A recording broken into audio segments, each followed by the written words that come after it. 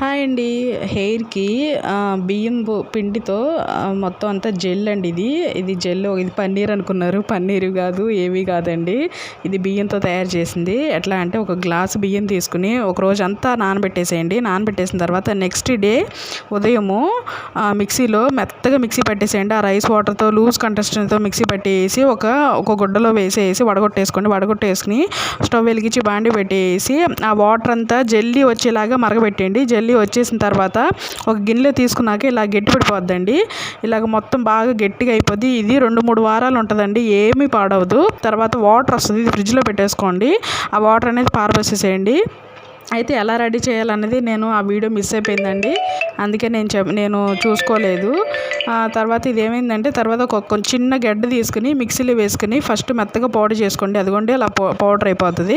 అలా పౌడర్ అయిపోయిన తర్వాత అయితే ఒక